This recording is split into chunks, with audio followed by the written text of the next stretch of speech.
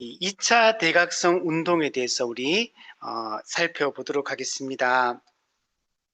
우리 지난 시간에 2차 대각성 운동이 일어나게 된 배경에 대해서 우리가 살펴보았고, 또 2차 대각성 운동이 일어날 수 있는 또 초기에 그 어떤 일정 역할들을 했던 그 목회자들에 대해서 우리가 살펴보았습니다. 항상 어떤 시대마다 어떤 큰 전환점을 이룰 때 항상 하나님의 은혜와 또 하나님이 사용하시는 인물들이 있다는 것들을 우리 볼 수 있습니다. 우리 1차 대각성 운동 때도 우리 조지 휴필드, 또 조나단 에드워즈, 또 요한 웨슬레의 동생인 찰스 웨슬리, 뭐 이런 여러 사람들이 어, 그 어, 그 대각성 운동, 대부흥 운동이 일어날 수 있는 그런 역할들을 감당했던 것들을 우리가 볼 수가 있었고, 그리고 우리 2차 대각성 운동도 마찬가지입니다.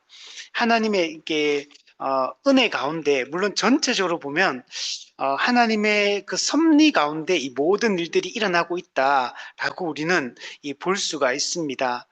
시대적 배경, 시대적 그 환경이 있지만 그냥 그 가운데서도 하나님께서 하나님의 마음을 품고 정말 성경적 그 가치를 붙들고 살아가는 그 사람들을 일으켜 세우셔서 하나님께서 이 부흥의 은혜를 주셨다라는 것들을 우리가 살펴볼 수가 있습니다.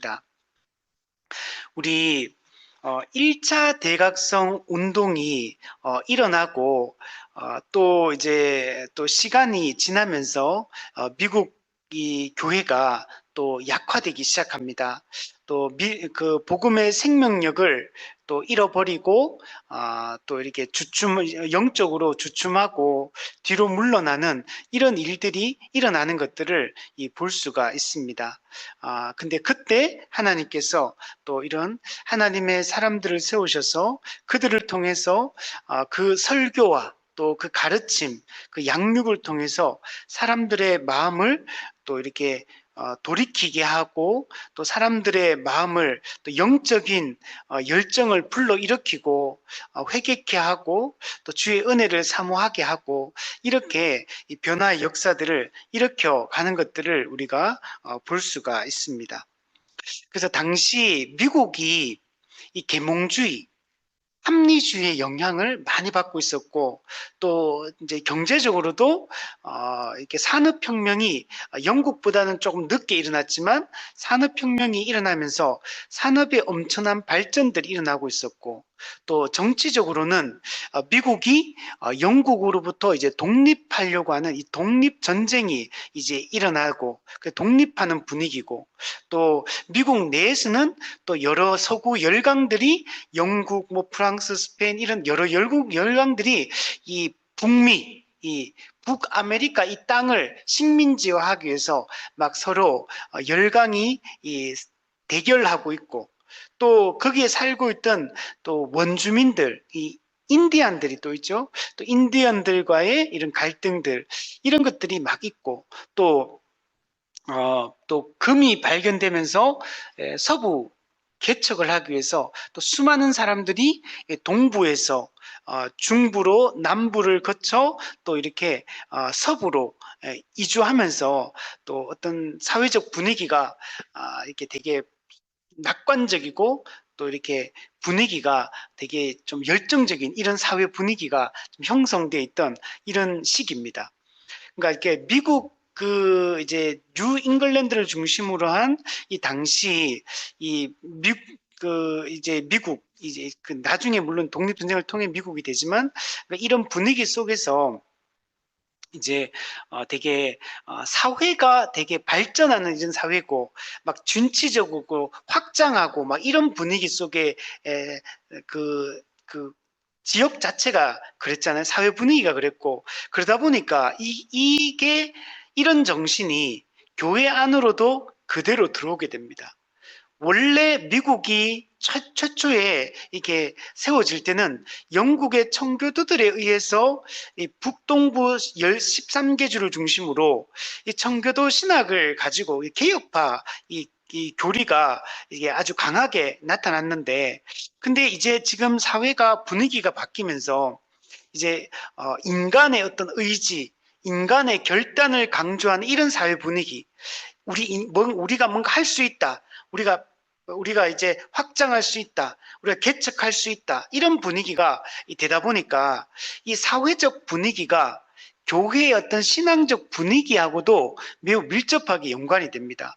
그러다 보니까 최초에 미국에 들어왔던 교회들은 청교도 신학, 즉 개혁파 신학으로 무장되어 있던 장로교가 상당히 강했는데, 그래서 북동부 지역은 원래 이쪽은 다 장로교가 강합니다. 그런데 이제 이런 시대적 분위기, 또 시대 사조, 이런 것과 맞물리면서 인간의 능력을 신뢰하는 이런 신앙 분위기가 형성이 됩니다. 그러다 보니까 이 개혁파 교회는 약화가 되어지고 알미니안주의를 좀 따르는 이런 교파가 강세를 이루게 됩니다. 그러다 보니까 미국이 점점 이제 1차 대각성 이후부터 미국 1차 대각성 운동 때만 해도 개혁파 신학이 거의 주류 신학이었는데, 이제 1차 대각성 운동이 끝나고 나서 이제 2차 대각성이 일어날 이 무렵부터는 이제 이런 알미니안적 교파가 강세를 이루는 이런 분위기로 이렇게 흘러갔던 겁니다. 이게 되게 중요한 부분이에요.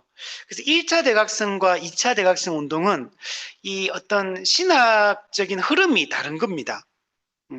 1차 대각성 운동은 조나단 에드워즈를 중심으로 이렇게 진행이 되었고, 철저히 청교도 신학, 그리고 우리 개혁파 칼빈주의 신학에 입각해서 하나님의 주권을 강조하고 하나님의 은혜를 강조하고, 또 이런 또 하나님의 성령의 그 역사에 의하여 사람의 참된 회심이 일어나고, 이런 게 강조가 돼요. 그런데 이제 2차 대각성이 일어날 때는 이런 알미니안적 교파가 강세를 띠고, 그래서 우리 침례교, 그리고 감리교, 이런 교단들이 엄청나게 2차 대각성 때는 미국의 교회들이 강세를 띠게 됩니다. 우리 침례교는 이 특수 침례교와 일반 침례교가 있는데, 특수 침례교 같은 경우는 개혁파 칼빈주의 사상에 가까워요. 장로교와 비슷합니다, 교리가. 그러나 이 일반 침례교 같은 경우는 이쪽은 알미니안적 주의적 이런 신앙 색깔을 가지고 있습니다. 감리교도 마찬가지고, 감리교도 영국의 요한 웨슬리를 중심으로 이 감리교가 세워졌는데, 이 감리교도 요한 웨슬리도 원래 이 알미니안주의의 이 교리에 훨씬 더 가깝거든요. 그러다 보니까 이 감리교와 침례교가 득세를 하게 되고, 인간의 능력을 신뢰하고 또 어떤 인간의 의지와 결단이 강조되는 이런 신앙 분위기를 이제 형성을 하게 된 겁니다. 그리고 그 이전만 해도 1차 대각성 때만 해도 이 정통주의 시대에 올바른 이 교리와 신학이 강조가 됐거든요. 근데 이 알미니안 쪽 교파들은 아무래도 이 정통 교리로부터 조금씩 약화가 됩니다.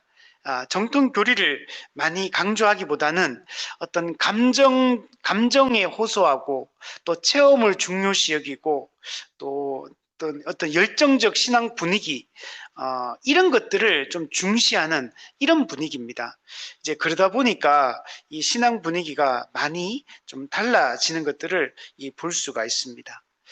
그리고 우리가 지난 시간에 이제 그래서 초기 2차 대각성 운동에 중요한 초기 인물들 몇 명을 살펴봤어요. 제임스 맥그리디, 그리고 예일 대학교 총장이었던 티모시 드와이트, 이 두 분은 장로교 출신입니다. 장로교 목사인데, 이분들이 1차 대각성 운동이 일어나고 또 한동안 약 거의 뭐 짧게 봐도 한 40년 뭐 이 정도 이렇게 좀 되게 침체되고 신앙적으로는 좀 약화돼요. 사회 분위기는 되게 막 발전적이고 확장적이고 막 이렇지만, 교회는 그 합리주의 사상이 점점 득세하고 이신론, 이런 자연신론이 더 득세하는 시대 분위기였기 때문에 교회의 영적 분위기는 점점 약화되고 있는 이런 분위기였습니다. 이런 분위기 속에서 이런 맥그리디나 이런 드와이트 같은 경우는 이 정통 교리를 강조하고 정말 성령의 역사 가운데 이런 회심과 이런 변화 이런 것들을 되게 추구하면서 우리가 다시 신앙적 열정을 회복해야 된다 이런 것들을 강조하면서 되게 그 많은 영향을 미칩니다. 특히 조나단 에드워즈의 외손자인 이 티모시 드와이트 당시 예일 대학교 총장이었는데 이 사람 같은 경우는 아주 이 청교도 전통을 철저하게 계승한 이 장로교 목사였습니다. 특히 이 그 드와이트 같은 경우는 이 정말 복음을 제대로 가르치고 올바른 성경의 이 복음 그리고 교리 이것을 바르게 가르치는 것에 힘을 썼고 그것이 이제 이 사람이 했던 대상이 주로 학생들, 대학생들. 그러다 보니까 이 예일 대학교를 중심으로 해서 예일 대학교의 학생의 3분의 1이 회심할 정도로 강력한 그 능력들이 나타났고 또 이 학교뿐만 아니라 뭐 옆에 프린스턴 또 대학교 뭐 다른 대학 이 주변에 있는 많은 대학교들에게 당시에 이 부흥의 어떤 촉진자의 역할을 하면서 놀라운 일들을 일으켰던 것들을 볼 수 있습니다. 그리고 감리교 쪽에도 이 프랜시스 에즈베리 우리 미국에 가면 얼마 전에 에즈베리 대학교 그 부흥의 어떤 역사가 있었다라고 작년에 얘기했던 그 에즈베리 이 감리교 목사입니다. 이 사람은 영국 출신인데 요한 웨슬리 영향을 받고 미국으로 파견되어서 미국에서 정말 열정적인 이 순회 설교자로서 활동을 했고 그래서 이 사람을 통해서 이 미국 감리교가 굳건하게 세워지게 된 배경이 됩니다. 그래서 이 에즈베리가 나중에 미국 감리교의 총감독이 되어서 미국 감리교의 어떤 부흥의 발판을 이렇게 마련한 인물이라고 할 수 있습니다. 자, 그래서 우리가 지난 시간에 기본 2차 대각성 운동이 일어나게 된 이런 배경들에 대해서 우리가 살펴보고 초기 인물들에 대해서 살펴봤는데 그럼 2차 대각성 운동하면 가장 중심적이고 핵심적인 인물은 찰스 피니입니다. 이 사람이 중요합니다. 그리고 찰스 피니는 오늘날까지 엄청난 교회에 영향을 미치는 사람입니다. 근데 좀 부정적인 면에서 좀 영향을 많이 미치고 있어요. 그리고 현대 우리 교회들이 이 찰스 피니의 이 부흥주의 방법론이 있거든요. 찰스 피니의 이 부흥주의 방법론이 이게 미국 교회를 휩쓸고 이게 한국 교회도 휩쓸고 있고 지금 전 세계적으로 이 찰스 피니의 이런 부흥주의 방식이 현대 교회에 엄청난 영향을 미치고 있고 지금 한국 교회 여러분 우리 웬만한 교회들이 하는 정말 많은 것들이 이 찰스 피니의 이 여기서부터 출발한 어떤 이 신학적 방식 어떤 부흥의 방식 여기서 어떻게 보면 출발한 뿌리 같은 게 이 찰스 피니의 이 부흥주의다라고 얘기를 할 수 있습니다. 그래서 우리 개혁파 우리 칼빈주의 교리를 따르는 우리 개혁파 교회 입장에서는 이 찰스 피니가 우리 입장에서는 되게 좀 비판을 많이 하는 사람입니다. 또 이제 그나 알미니안 또 교리의 좀 그쪽 그 신학의 노선에 있는 분들 입장에서는 또 이 찰스 피니가 또 그들에게는 또 좋은 어떤 모델이 될 수 있고 또 그 방식을 교리적으로 따르는 분들은 이제 이쪽이 맞죠. 그러나 이제 우리 개혁파 칼빈주의에서는 이 그 욕을 많이 합니다. 그래서 비판을 엄청나게 많이 하고 이 부정적 영향을 많이 미쳤기 때문에 그렇습니다. 자, 그런데 이 찰스 피니가 사실 우리 입장에서 우리 신학적으로는 엄청 욕을 많이 먹지만요. 이 사람 사실은 대단한 인물이에요, 이 사람이. 우리 뒷페이지에 우리 84페이지 맨 밑에 한번 보세요. 찰스 피니를 어떻게 평가하는지를 보면 알 수 있어요. 맨 밑에 보면 찰스 피니의 부흥은 주후 그러니까 AD 19세기 중엽 미국 사회를 관통하는 커다란 물결이었다. 한 시대를 관통하는 큰 물결을 일으키는 이런 사람이 누구냐면 여러분 찰스 피니라는 거예요. 찰스 피니가 미국 교회에 얼마나 엄청난 영향을 여러분 미쳤는지 몰라요. 찰스 피니의 이 방법론이 이후에 우리가 이런 찰스 피니는 잘 몰라도 우리 구두 수성공 D.L. 무디 그러면 우리 잘 알잖아요, 그죠? 또 우리 빌리 그레함 목사 그러면은 또 잘 알아. 이런 분들이 다 이 찰스 피니의 부흥주의 방식에 이 영향을 받은 사람들이에요. 그리고 또 이 배경 속에서 사실은 또 은혜 받았던 또 미국 교회 당시에 엄청 영향을 많이 미쳤기 때문에 또 여기서 은혜 받았던 사람들이 해외 선교로 엄청나게 나갔습니다. 그래서 그 해외 선교를 나갔고 그들의 영향을 우리 한국 교회도 우리가 혜택을 누리고 있는 겁니다. 사실 그래서 우리가 이걸 모든 걸 우리 개혁파에서 이걸 다 부정해서는 안 돼요. 그래서 찰스 피니의 또 이런 그 한 시대를 주름잡았던 어떤 큰 물결을 일으켰던 어떤 교회가 나가는 큰 방향을 잡았던 이런 사람이 찰스 피니, 그러니까 대단한 인물이다. 보통 사람이 아니다라고 우리 생각을 해야 되고, 근데 이제 우리 오늘날 우리 교회 입장에서는 이 찰스 피니의 이 부흥주의 방식들, 이게 우리 역사 속에서 많은 중요 인물들에 의해서 우리가 영향을 받아왔는데, 그 실제로 지금 한국 교회 안에 우리의 생각과 태도 또 어떤 사역 속에 이게 다 묻어납니다. 그래서 우리가 이 부분은 조금 주의를 기울일 필요가 있어요. 여기서 하는 많은 것들이 사실은 1차 대각성 운동이 우리가 꿈꾸고 가야 될 방향이거든요.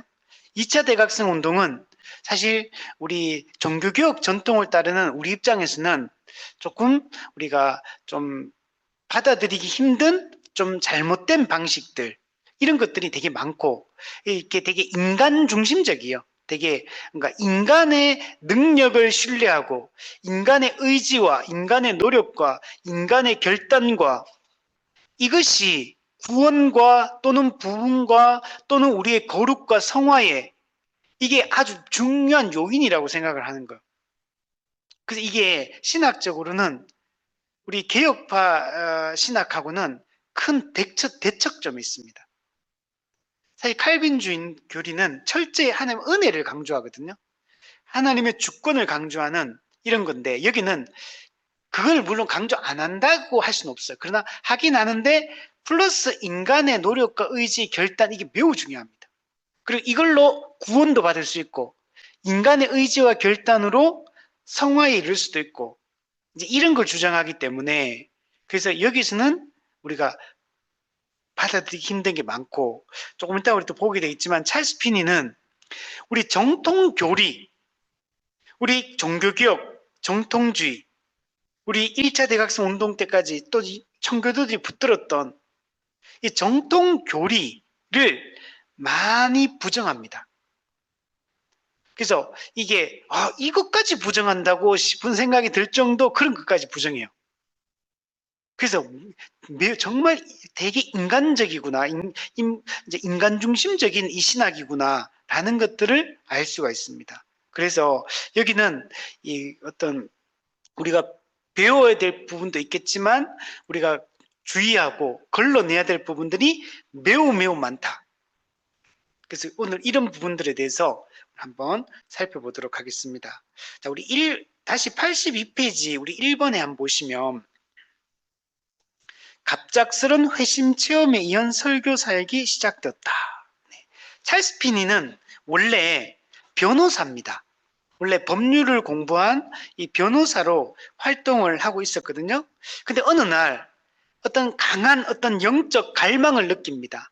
그리고 그가 찰스 피니가 숲속으로 자기 혼자 들어가 가지고 숲에서 하나님께 기도하기 시작합니다.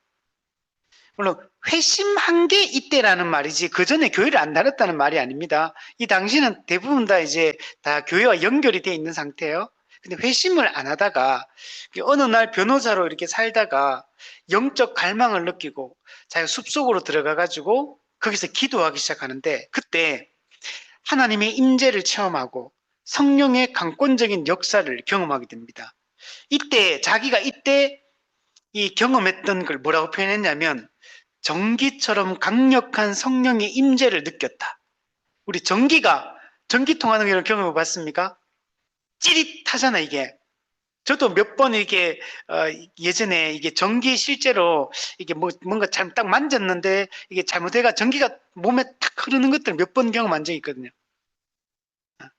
그것만 해도 그 몸에 크게 해로운 것도 아닌데도 전기가 한번 싹 지나가면 온몸이 다 느끼잖아요. 모든 세포가 다 느껴요. 그것처럼 전기가 지나가는 것처럼 강력한 성령의 임재를 자기가 느꼈다. 이렇게. 그리고 나서 바로 회심하자마자 곧바로 사람이 완전히 180도 바뀌어버립니다. 여러분, 우리가 어떤 사람이 회심할 때 사람마다 이게 달라요. 어떤 사람은 그냥 이 전기처럼 이렇게 하나님의 임재를 그냥 강력하게 경험하면서 하나님을 만나고 그리고 삶이 180도 그 다음 날부터 그의 어떤 삶의 우선순위, 가치 이런 것들이 확 바뀌는 사람들이 있어요. 근데 어떤 사람은 내가 언제 변화되었는지 언제 회심했는지 뭔가 강력한 어떤 특별한 이런 뭔가 경험이 없이 이렇게 회심하는 사람들도 있습니다. 둘 다 있습니다, 여러분. 이게 어느 하나가 더 좋다라고 말할 수 없어요, 사실은. 둘 다 있습니다. 근데 찰스 피니 같은 경우는 아주 극적인 회심의 체험들을 하게 됩니다. 저도 약간 이런 게, 저도 회심을 처음 제가 확신하게 되었을 때, 저도 기도원에서 기도하다가 이제 방언을 받으면서 하나님을 확신하게 되었는데, 그때 이제 군대 제대하고 나서, 근데 저도 그날 그때 그 기도할 때 제가 하나님 만날 때 그 순간과 그 이전과 그 이후는 저는 완전히 달라졌어요. 그러니까 이게 생각이 그리고 제 마음의 확신이 하나님의 존재가 그 이전에는 그냥 확신이 들진 않으니까 있는 것 같기도 하고 없는 것 같기도 하고 늘 이런 마음이었거든요, 제가. 근데 그 제 체험을 하면서 저는 하나님이 존재한다는 사실을 그냥 100% 확신하게 되고 그러고 나서 제가 생각하고 추구하는 게 그냥 확 바뀌었어요, 그냥. 물론 그 위에 또 많은 고민이 있죠. 이 성화의 문제는 또 다른 문제예요. 이 거룩하게 그리스도를 닮아가고 성숙해지는 문제는 좀 다른 측면이 좀 있지만 어쨌든 간에 저도 약간 극적인 체험들을 하고 확 이제 좀 달라진 측면이 있는데 찰스 피니도 여러분 그렇습니다. 그리고 그날 회심하고 나서 그 다음날 변호사 사무실에 아침에 출근을 해요. 근데 가가지고 근데 변호사로 계속 살아가려고 간 게 아니고 정리하려고 간 거예요. 정리하려고. 그러니까 그 다음날 오늘 회심했다면 내일 아침에 변호사 사무실에 가서 이제 자기가 이제 의자에 딱 앉아 있는데 어떤 여자분이 들어와가지고 자기를 좀 변호해 달라고 변호를 부탁을 하게 됩니다. 이때 찰스 피니가 뭐라고 얘기하면 나는 이제 사람을 위해 변호하지 않겠어. 나는 이제 하나님을 위해 변호하겠어. 그러고 나서부터 변호사 일을 그냥 딱 끊고 이제 안 해요. 그리고 나서 이제 찰스 피니가 이제 나는 설교자로 살겠다. 나는 이제 하나님의 말씀을 사람들한테 전하며 살겠다고 딱 이제까지 하던 일을 딱 멈춰버립니다. 그리고 나서 근데 곧바로 한 건 아니에요. 이때가 몇 살이냐면 29살 때입니다. 29세. 29세 때 회심을 하게 되고 그리고 이제 설교 사역을 시작하는데 어떻게 하냐면 담임 목사님으로부터 2년 동안 신학 공부를 합니다. 근데 이거는 정식 신학 교육을 받은 건 아니에요. 그냥 담임 목사님으로부터 2년 동안 말씀을 배우는데 어떤 책에 보니까 이 찰스 피니 같은 경우는 변호사였잖아요. 그럼 변호사들은 이제 이게 법률 책이 있잖아요. 이제 헌법책 이런 게 있잖아요. 이거 공부하듯이 성경을 그냥 헌법 공부하듯이 이렇게 공부를 했다 그러더라고요. 약간 그냥 어떻게 보면은 막 딸딸딸딸 요약하고 정리하고 외우고 이런 식으로 했던 것 같아요. 근데 어쨌든 간에 이제 하나님을 만났기 때문에 이게 살아계신 하나님의 말씀을 확신했기 때문에 이제 말씀을 이게 법 공부하듯이 그렇게 막 엄청나게 집중적으로 2년 동안 공부를 하고 1824년에 이제 목사가 되고 이제 복음 전도자로서 그 사역을 이제 본격적으로 이제 시행을 하게 됩니다. 자, 근데 네모박스에 보면요. 그러니까 이제 담임 목사님으로부터 이제 교리를 배웠는데 정통 교리를 제대로 배울 기회가 없었어요. 여러분, 웬만큼 또 이 당시는 만약에 이 교회가 이게 청교도 신학의 철저한 이 목사님이 그런 분이었다면 이 정통 우리 개혁과 정통교리에 딱 이게 딱 서 있는 분이었다면 2년 정도 성도를 가르치면 사실 웬만큼 신학교만큼은 아니겠지만 잘 가르칠 수 있거든. 2년이면 충분히 잘 가르칠 수 있는데 근데 이제 그런 건 아니었어. 그러다 보니까 교리와 신학을 제대로 배우지 않은 상태에서 그냥 은혜는 받은 거. 근데 그 상태에서 어느 정도의 교육을 받고 이제 곧바로 설교자로서 사회에 투입이 되는 겁니다. 이러다 보니까 마음은 뜨겁고 열정은 있고 전도에 대한 열정, 사람을 구원하려는 열정 이런 거는 다 분명히 있는데 그런데 이게 올바르게 정통 교리에 입각해서 사람들을 가르치고 사람들 체계적으로 논리적으로 가르쳐서 사람들을 굳건한 복음 진리에 굳건하게 세우는 일에 있어서는 그 능력은 안 되는 이런 상황이었습니다. 그래서 이 찰스 피니가 정통 교리에 대한 이 부정적인 생각을 갖게 돼요. 또 이런 생각을 갖게 된 또 중요한 원인이 있는데 당시에 이런 정통 신학을 가르친다고 하면서도 약간 칼빈주의가 당시에 그 하이퍼 칼비니즘이랄까요? 하이퍼 칼비니즘. 이건 뭐냐면 극단적인 칼빈주의요. 극단적 칼빈주의. 그러니까 하나님의 칼빈주의는 원래 하나님의 은혜와 주권을 강조하거든요. 그렇다고 해서 인간의 책임이라든지 이런 걸 부정하는 게 아니에요. 그런데 하이퍼 칼비니즘 같은 경우는 은혜와 주권을 너무 과도하게 극단적으로 강조하고 그러다 보니까 인간의 어떤 책임, 인간의 어떤 의지 이런 것들은 다 그냥 아무 의미 없는 것처럼 이렇게 취급하는 이런 분위기가 여러분 있었던 겁니다. 그래서 그러니까 사실은 잘못 오해한 거예요.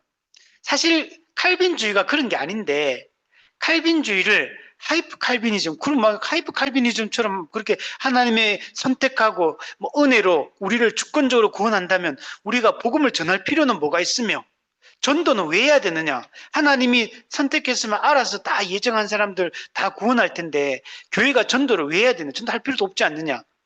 이런 식으로 하이프 칼비니즘 생각했거든요. 그러니까 당시 하이프 칼비니즘 이런 주의자들도 분명 있는 건 맞는데 미국 교회의 그런 장로교 전통, 이 개혁파 전통을 따르는 사람들이 다 그런 건 아니었거든요. 근데 이 제대로 이런 것들을 배우지 못했기 때문에 그래서 오해를 한 거예요. 그러다 보니까 이게 정통 교리를 부정하는 형태로 나아가게 되는 겁니다. 그리고 당시 미국 교회가 아까도 얘기했지만 감리교와 침례교가 되게 득세하고 있는 이런 상황이었어요. 인간의 능력과 인간의 의지를 중요하게 여기는 이런 분위기였기 때문에 근데 정통 개혁파 이 교리들은 인간의 능력과 인간의 의지, 인간의 결단, 인간의 책임 이 사상하고는 개혁파 사상하고는 좀 안 맞거든요. 이건 알미니안 교파에서 주장하는 이런 신학적 논리고 근데 개혁파 신학은 칼빈주의 5대 교리는 그런 게 아니거든요. 근데 이런 교리들을 여기서 이 찰스 피니가 부정을 합니다. 그 밑에 보시면 원죄 교리. 이거는 너무 중요한 교리거든요. 원죄 교리. 근데 이 원죄 교리를 부정합니다. 근데 원죄 교리만 부정하는 게 아니에요. 원죄 교리가 부정되니까 인간의 전적 타락, 전적 부패 교리가 무너집니다. 알미니안주의처럼 부분적 타락했다. 이렇게 생각한다면 인간에게는 선을 선택할 수 있는 능력이 남아있다라고 보는 거. 인간은 선을 행할 수 있는 능력이 있다. 선한 것을 선택할 수 있고 그 선한 것을 선택하면 인간이 스스로 구원에 이룰 수 있다. 이렇게 논리가 나가게 되는 겁니다. 그러니까 이 원죄 교리를 부정하고 전적 타락 교리를 부정하는 게 매우 심각한 거예요. 그래서 이게 첫 번째고 두 번째 예정설, 이중예정, 선택과 유기 이 선택설을 부정합니다. 하나님의 무조건적 선택 이걸 부정합니다. 하나님이 무조건적으로 창세전에 선택해서 우리가 구원을 받는 게 아니고 구원은 자기 의지에 달려 있다. 내가 회개하고 내가 믿으면 구원받을 수 있다. 이런 생각들을 가지고 있는 겁니다. 세 번째, 제한 속죄도 그러니까 부정됩니다. 제한 속죄는 하나님이 택한 자들을 위하여 예수 그리스도께서 십자가에 못 박혀 죽으셨고, 그 예수 그리스도의 십자가 죽음의 효력은 실제적으로 택한 자들에게만, 믿는 자들에게만 이게 나타난다. 이게 제한 속죄거든요. 근데 알미니안주의는 보편 속죄를 주장합니다. 보편 속죄는 뭐냐면, 그러니까 보편 속죄라는 말은 모든 인간이 다 구원받는다. 이거는 보편 구원론을 얘기하는 거고, 그러니까 보편 구원론과 보편 속죄를 오해하면 안 돼요. 다른 겁니다. 보편 구원론은 모든 인간이 다 구원받는다. 이게 보편 구원론이고, 보편 속죄는 뭐냐면 예수님은 모든 사람을 위하여 죽으셨다. 그러므로 이제 누구든지 자기 의지로 믿기만 하면 구원을 받을 수 있다. 그러나 자기가 믿지 않으면 구원받지 못한다. 이게 보편 속죄예요. 그래서 모든 사람에게 구원의 기회가 열려 있고 자기 의지로 자기 결단으로 믿는 것이 중요하다. 믿으면 구원, 자기가 안 믿으면 지옥. 이제 이런 사상을 찰스 피니도 받아들입니다. 그러니까 원죄 교리, 전적 타락 교리, 예정설, 무조건적 선택 교리, 제한 속죄 부정해요. 또 칼빈주의 5대 교리 중에 불가항력적 은혜. 성령께서 우리에게 은혜를 베풀어 주시면 우리는 저항할 수 없다. 택한 자에게 하나님이 은혜를 베풀어 주시면 우리는 저항할 수 없다. 이게 우리가 믿는 개혁파의 교리인데, 근데 이 찰스 피니는 알미니안주의 교리를 따라서 하나님이 성령께서 우리에게 은혜를 부어주시더라도 우리가 스스로 거부할 수 있다. 저항할 수 있는 은혜. 이걸 주장해요. 그리고 성도의 견인 교리, 이것도 부정합니다. 하나님이 택한 자들은 하나님이 은혜로 우리가 끝까지 믿음을 지키며 인내할 수 있도록 하나님이 도우셔서 결국에는 우리가 구원의 완성에 이른다. 이게 성도의 견인 교리거든요. 끝까지 어떤 경우에도 인내케 하시고 믿음을 지키게 하신다는 거예요. 은혜로. 그런데 이거는 계속 보면 자기 의지를 강조하잖아요. 그러니까 자기가 은혜도 거부할 수 있다고 말하니까, 그러니까 성도의 견인이 부정되니까 어떤 사람이 만약 예전에 예수 믿고 구원받았어요. 근데 구원받은 이후에도 자기가 또 지금 타락하고 지금 안 믿으면 구원에서 탈락할 수 있다. 구원의 탈락 가능성, 구원의 취소 가능성, 이게 알미니안주의 그 교리거든요. 이걸 찰스 피니도 다 받아들입니다. 그러니까 찰스 피니는 그 당시에 그런 시대적 배경이 이 알미니안적 교파가 강세였다.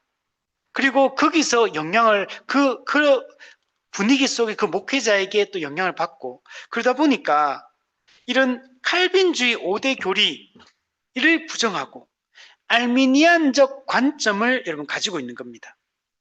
인간의 선을 선택할 수 있는 인간의 가능성, 그러므로 자유의지, 자기 결단이 이제 중요해지는 겁니다. 그래서 구원도, 우리가 성화되는 것도, 구원의 완성에 이르는 것도, 모든 것은 자기 의지에 달려 있는 거예요. 이제 찰스 피니가 이런 걸 강조합니다. 그러니까 이런 신학적 사상을 가지고 있다 보니까 그의 사역의 방식도 매우 인위적이고, 그리고 인간의 가능성을 열어뒀기 때문에 부흥도 인간에 의해서 만들어질 수 있다. 우리가 1차 대각성 운동만 해도 부흥이라는 것은 하나님의 때에 하나님이 일방적으로 주시는 은혜로서 대각성, 대부흥이 일어난다. 이렇게 우리가 알고 있었는데, 성령의 주권적 역사 가운데 대부흥이 일어난다. 사람은 거기에서 우리가 할 수 있는 건 아무것도 없다. 사람은 단지 하나님이 베풀어 주신 은혜에 반응하는 정도밖에 할 수 없다. 이게 원래 1차 대각성 운동 때 원래 이게 부흥론이었거든요. 조나단 에드워즈에서 이 부흥론, 회심론이 정립이 됐었는데, 그리고 1차 대각성 운동 때 조나단 에드워즈에서 신앙 감정, 신앙 정서, 올바른 성령의 역사에 의한 올바른 신앙 감정과 또 이걸 또 성령의 역사가 아닌 마귀의 역사에 의해서 나타나는 어떤 현상과 감정들, 어떤 그런 것들에 대해서도 이미 그 기준점들을 조나단 에드워즈가 세워줬고, 이제 그런 것들이 잘 내려왔었는데, 근데 이런 모든 것들이 이제 무너지고, 이제 매우 어떤 인간적인 이런 형식의 분위기로 흘러가게 되는 겁니다. 자, 그래서 여러분 조금 찰스 피니가 어떤 인물인지 감이 오죠. 여러분 그럼에도 불구하고 찰스 피니는 사역에 큰 열매를 맺습니다. 찰스 피니가 아주 감정에 호소하는 설교긴 하지만 죄를 아주 강하게 질책합니다. 죄의 각성, 죄에 대한 회개 이걸 엄청 강조합니다. 그리고 회심의 필요성 이런 거 강조해요. 그리고 실제로 찰스 피니가 이게 설교하잖아요. 정말 찰스 피니가 온다 그러면요, 막 주변에서 사람들이 막 몰려와요.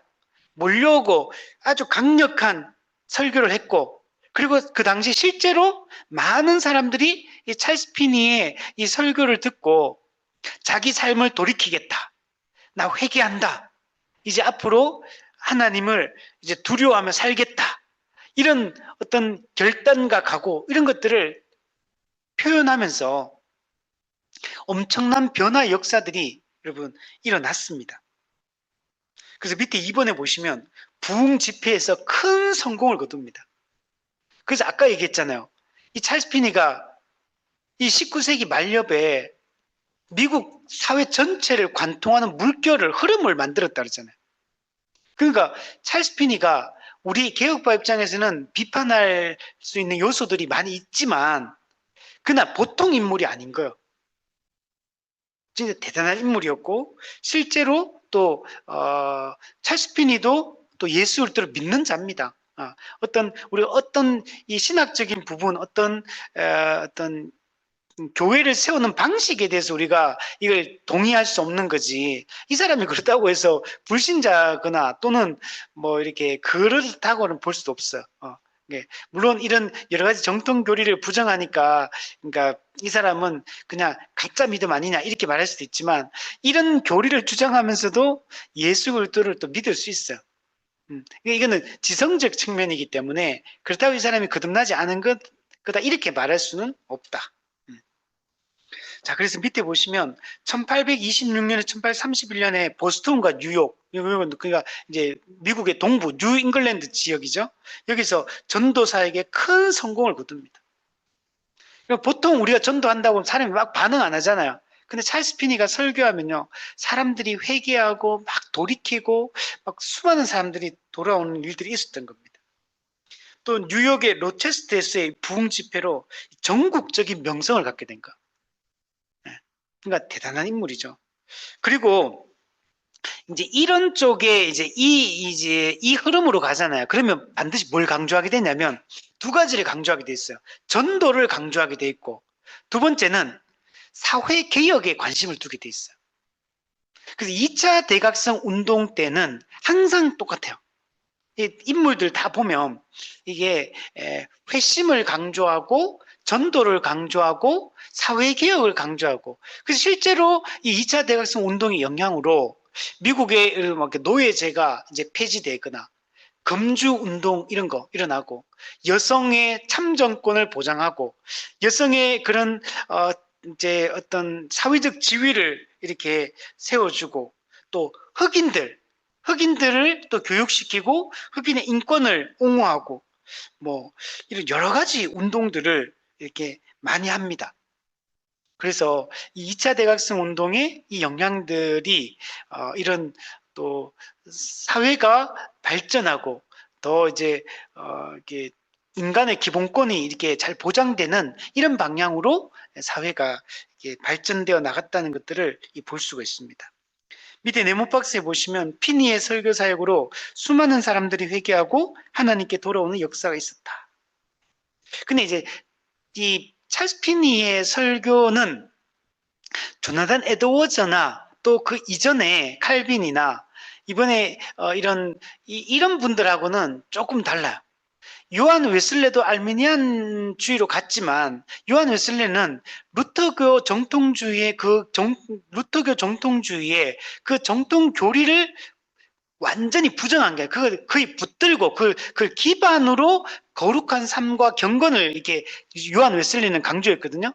그래서 요한 웨슬레는 완전한 알미니안주의자가 아닙니다. 그래서 복음적 알미니안주의자다 이렇게 표현해요.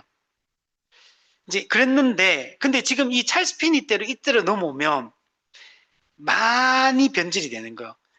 요한 웨슬레보다 훨씬 더 많이 이제 이렇게 정통 교리들을 좀 부정하고 이렇게 또 인간의 이성과 의지를 강조하는 이런 이제 흐름으로 흘러가게 됩니다.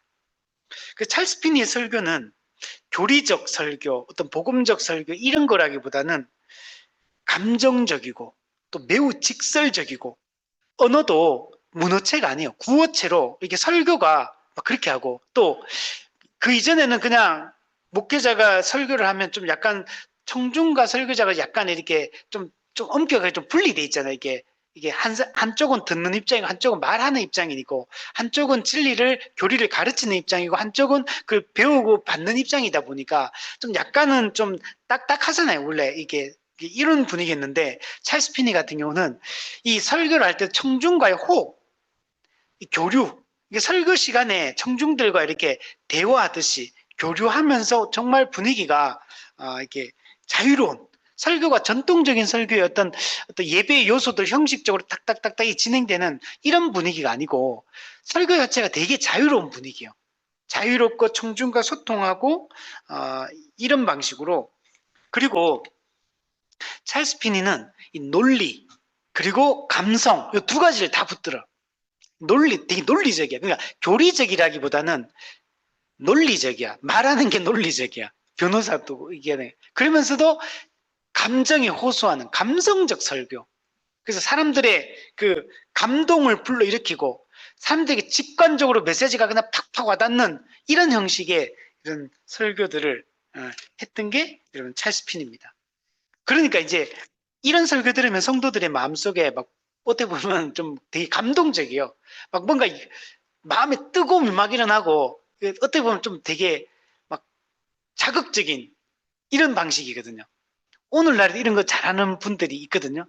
어떤 목회자들 같은 경우는 설교가 되게 딱딱하게 느껴지고 이게 뭔가 되게 좀 이게 이제 격식 있는 뭐 약간 이런 느낌이고 이런 반면에 어떤 분은 그냥 정말 청중들하고 그냥 막 한마음 한뜻인 것처럼 호흡하면서 설교할 때 성도들과 이렇게 주고받고 이렇게 하듯이 설교가 되게 자연스럽게 잘하시는 분도 있잖아요. 약간 되게 사람들의 마음을 막 뜨겁게 하고 결단하게 만들고 뭔가 움직이게 만드는 이런 게 찰스 피니의 방식이에요. 이런 거 잘하는 우리 한국에서도 이런 사람들의 이게 마음을 이렇게 막 잘 알고 감정을 잘 터치하는 목사님도 있거든요. 저도 딱 생각나는 분이 있거든. 그분 설교 들으면 이게 지난주에 우리 그 목회자 우리 모임을 했거든요. 우리 목사님들하고 하다가 그 목사님에 대한 얘기를 했는데 어떤 분이 그러더라고요. 그 목사님은 설교가 목소리부터 약간 이렇게 떨리는 목소리인데 목소리 처음 딱 듣는 순간부터 뭔가 은혜롭다. 그분이 정말 이게 그런 거 잘하시는 거예요. 그러니까 한국에 소문난 분인데 어, 이제 이게 찰스 피니가 그런 것들을 되게 잘했던 것 같아요. 근데 되게 어쨌든 간에 이제 이런 사람이 찰스 피니입니다. 자, 근데 이제 3번에 보시면 이제 이게 중요한데 찰스 피니의 이런 사역의 방식이 뭐냐? 이걸 한마디로 얘기하면 우리 부흥주의라고 합니다. 부흥이라는 말은 리바이벌. 이건 좋은 말이에요. 근데 이제 부흥주의, 무슨 주의라는 말이 들어갈 때는 부정적으로 쓰이는 겁니다. 신비할 때는 좋은 거예요. 신비주의 그러면 문제가 있어.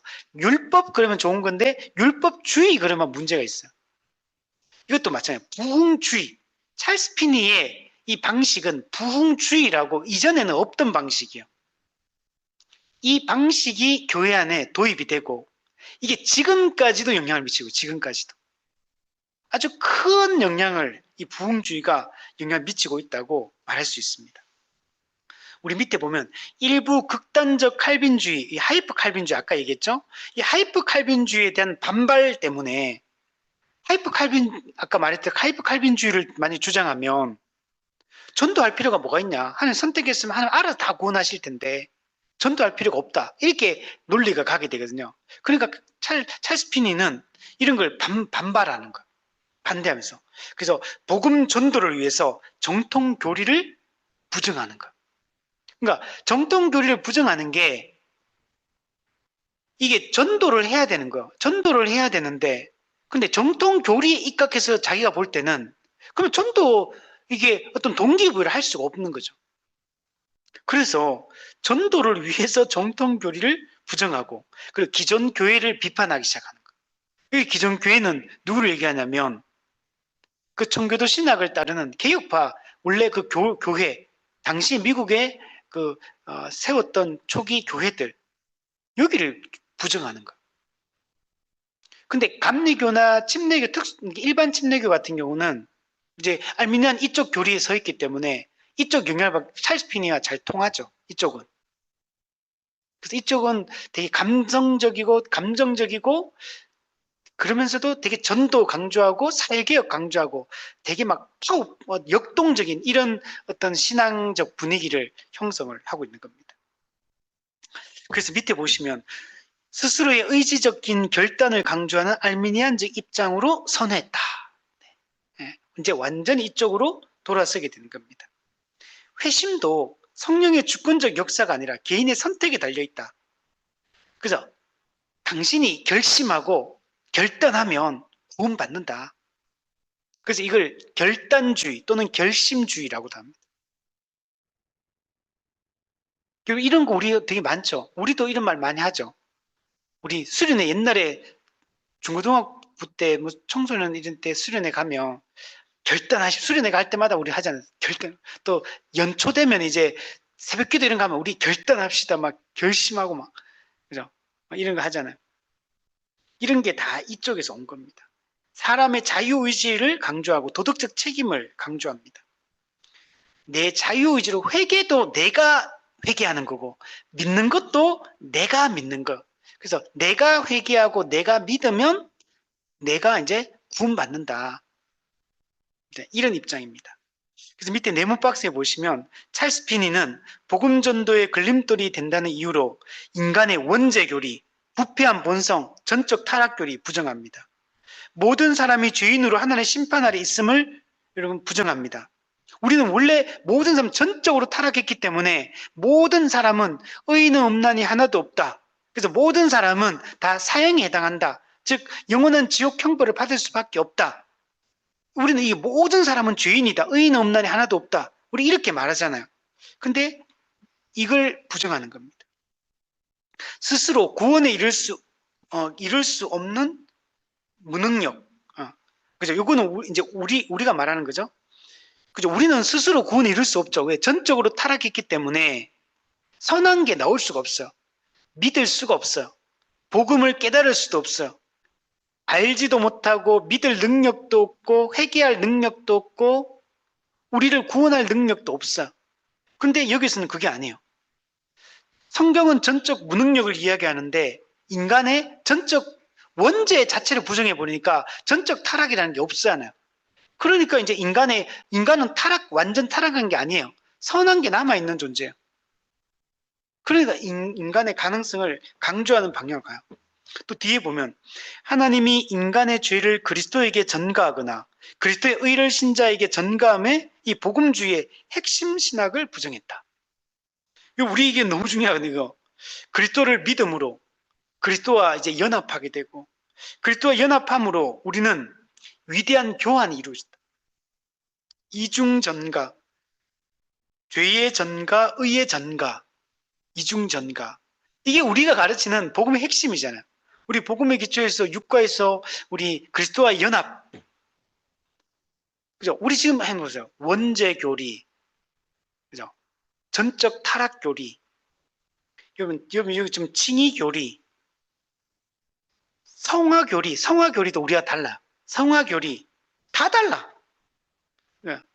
복음주의의, 우리 개혁주의의 핵심 신학 교리, 이게 지금 다 부정이 되고 있어요. 물론 근데 삼위일체 교리, 그리스도의 신성과 인성 교리, 또 성경의 최종 권위됨, 하나님의 말씀이라는 최종 권위로서의 성경, 이거는 인정해요. 그래서 완전히 자유주의하고는 또 다르죠. 자유주의는 성경 자체를 재단해버리고 성경에 있는 많은 것들을 이제 비신화화 시켜버리고 기적, 초자연인 거 다 빼버리고 인간의 합리적으로 동의되는 것만 받아야 돼. 이런 거라면 다르죠. 또 뭐 많은 좀 달라요. 또 역사성, 부활의 역사성 이런 거 자유주의는 부정하거든요. 부활은 얘기해요. 죽음과 부활은 얘기하는데 그 부활이 역사적 사건이라고 안 보는 거예요. 이제 이런 게 또 다르죠. 자, 어쨌든 간에 이 찰스 피니도 이렇게 많은 신학적으로는 이런 문제점이 있다. 우리 예전에 도르토 신조에서 이 알미니안주의 5대 교리와 칼빈주의 5대 교리 예전에 공부를 했었는데 이 보면 알미니안주의 교리가 나오게 되는 배경이 있어요. 이 원죄 교리, 전적 타락 교리를 부정해버리면 인간의 가능성, 선한 거에 나올 수 있다는 가능성 열어두잖아요. 그러면 그때부터 뒤에 모든 게 그냥 줄줄이 고구마처럼 다 따라오게 돼 있어요. 이게 하나를 주장해버리니까 하나 잘못된 걸 하나를 이제 그걸 주장하니까 그 주장에 모든 걸 끼워 맞춰야 되는 거야. 이게 뭔가 아구가 맞아야 되잖아요. 근데 사실은 첫 단추를 잘못 끼운 거야. 이 알미니안주의는 사실은. 성경의 명백한 첫 단추, 원죄 교리, 전적 타락 교리, 그다음 전가 교리, 대속의 원리, 만족 교리 이런 거 다 중요한 거거든요.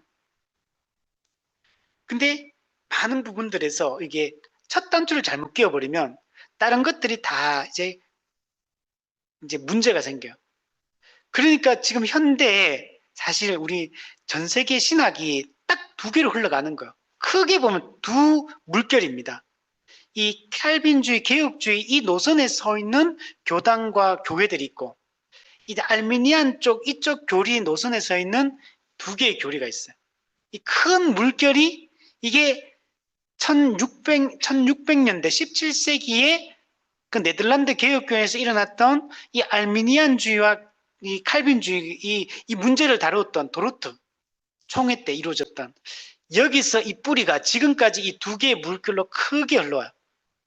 물론 이쪽에 있다고 해서 우리가 거짓교회거나 그런 건 아닙니다. 그런 건 아니지만 어쨌든 많은 신학의 차이 또 어떤 관점의 차이 이게 이제 아주 많이 크게 벌어졌어요. 근데 이게 두 개가 그냥 계속 지금도 같이 가고 있어요. 거대한 두 개의 물결이 지금 흘러가고 있어 도도하게 둘 다. 근데 우리 개혁파 입장에서는 이쪽의 이 신학과 교리를 받아들일 수가 없는 거. 물론 이제 이쪽에 있는 분들은 또 이쪽 교리를 또 받아들이지 못하는 측면이 있습니다. 그러나 우리는 항상 여기서 잊지 말아야 될 거는 그러나 우리는 다 믿음의 형제다. 우리 같은 하나님의 백성이다. 이것은 놓치면 안 돼요. 그래서 각자 교회, 각자 교단에서는 그 신학을 추구하고 그런 사역과 방향성을 추구하지만 그러나 이들도 같은 믿음의 형제라는 것은 또 우리가 잊어서는 안 됩니다. 자, 밑에 보면 이 찰스 피니는 요한 웨슬레의 영향을 많이 받아요. 그래서 그리스도인의 완전에 관한 평해를 읽고 성화와 성결과 완전주의에 대한 확신을 얻습니다. 예, 요한 웨슬레가 이 성화에 있어서 완전주의, 완전 성화를 이야기를 했거든요. 근데 여기 영향을 받아서 이 찰스 피니도 이 성화, 성결, 완전주의에 대한 확신을 얻고 이쪽을 주장합니다. 이게 나중에 좀 뒷부분에 가면 나오는데 찰스 피니가 아까 인간의 의지를 결단을 강조했잖아요. 이 방식으로 부흥주의로 쭉 가는데 나중에 가보니까 시간이 지나놓고 보니까 열매가 없는 거예요. 처음에는 막 열매가 막 엄청 많은 것 같았는데 시간이 지나놓고 가보니까 열매가 왜 없지? 스스로도 한계에 부딪힌 거야. 찰스 피니도. 이런 결과가 나오면 안 되는데 왜 이런 결과가 나오지? 좀 자기가 예상하지 못했던 결과가 나왔어요. 일종의 이 부흥주의가 실패했어요. 근데 이때 자기의 이걸 정당화시킬 수 있는 그 논리 또는 정당화시킬 수 있는 교리를 이 요한 웨슬레에게서 찰스 피니가 발견하게 됩니다. 여기서 성화, 성결, 완전주의 여기에 대한 개념을 잡으면서 자기가 실패 같았던 이 부흥주의 방식이 실패가 아니다 라고 어떻게 보면 좀 변명 또는 핑계거리 또는 스스로 합리화시킬 수 있는 어떤 논리를 만들어내요. 거기 좀 이따가 뒤에 보면 그게 여기 요한 웨슬레로부터 영향을 받습니다. 그건 좀 이따 뒷부분이 나오기 때문에 좀 나눌게요. 자, 밑에 보면 설교 때마다 스스로 의지력을 발휘하여 즉시, 이 즉시가 중요해. 찰스 피니는 뭔가 말씀이 선포되어지고 하면 지금 이 순간 즉시 이 자리에서 변화가 일어나고 회심이 일어나야 된다고 강조를 합니다. 왜 이게 가능한 게 우리 칼빈주의 입장에서는 이건 말도 안 되거든. 언제 성령이 역사해서 언제 그 사람이 변화될지 회심할지 아무도 우리는 모른다고 생각하거든요. 근데 단지 우리는 열심히 말씀을 바르게 전하고 가르치고 함께 기도하고 성령이 역사할 걸 기다리고 우리가 하는 건 이런 방식이거든요. 근데 여기는 그게 아니에요. 인간의 의지와 결단이 중요하다 그잖아. 그러니까 오늘 설교를 강력하게 회개에 대한 설교를 하고 회심에 대한 촉구를 하고 근데 여기 중요한 게 뭐예요? 인간의 의지, 인간의 결단이 중요한 거야. 그러니까 본인 그 말씀을 듣는 그 당사자가 지금 회개하고 내가 결심하고 결단하면 오늘 구원 받는데 내가 오늘 구원 못 받는 건 내가 이 회개하지 않고 내가 결단하지 않기 때문에 구원 못 받는 생각하거든. 오늘 지금 당장 이게 가능하다고 보는 거. 결단하면 되니까. 그래서 스스로 의지력을 발휘해서 즉시 그 자리에서 회심하고 그리스도를 향해 이제 살겠다고 주로 의지하고 살겠다고 결단해야 된다. 이걸 촉구하는 거. 왜? 인간은 선함이 있고 스스로 회개하고 믿고 그분을 선택할 수 있는 능력을 가지고 있기 때문에 선한 능력을 갖고 있기 때문에 지금 결단하면 하나님이 은혜 주셔서 지금 나를 회심시켜 준다. 이런 사상을 가지고 있는 겁니다. 그래서 우리 수련회 때 이런 거 많이 했잖아요. 막 우리 이번 수련회도 우리 결단합시다. 그러면 그저 막 기도하고 회개하고 막 하잖아. 그러니까 이런 것들이 여기서 나온 거예요. 이런 분위기에서. 그래서 즉시 결단을 해요. 그래서 결단하는 방식 좀 이따 이제 나오는데 결단하는 방식 들어보면 깜짝 놀랄 겁니다, 여러분. 되게 재밌어요. 우리 같은 이런 교회에서는 절대 하지 않는 방식이거든. 자, 근데 이제 이런 걸 합니다. 좀 이따 이제 밑에 보면 나와요. 자, 네모 박스에 보면 조나단 에드워즈를 중심으로 한 1차 대각성 운동에는 요거 우리 방식이 이게 개혁파의 방식, 말씀을 전하고 성령님이 그들 가운데 역사하기를 기다리는 걸. 하나님의 때에 은혜를 베풀어 달라고 우리는 그 은혜를 기다리는 겁니다, 우리는. 그래서 우리가 이 말씀을 들을 때 깨닫고 회개하고 돌이키고 이런 은혜가 임해야지만 이게 되거든요. 그래야 사람이 회심을 하게 되거든요. 이게 1차 대각성 운동 때 우리 개혁파가 따르던 이게 보편적인 회심의 방식이에요. 오늘 우리도 뭐 하느냐? 우리 이거 하는 겁니다. 오늘 우리가 만약 예를 들면 우리 하늘이 사랑이도 이제 아직 제가 볼 때 아직 회심한 상태는 아니거든요.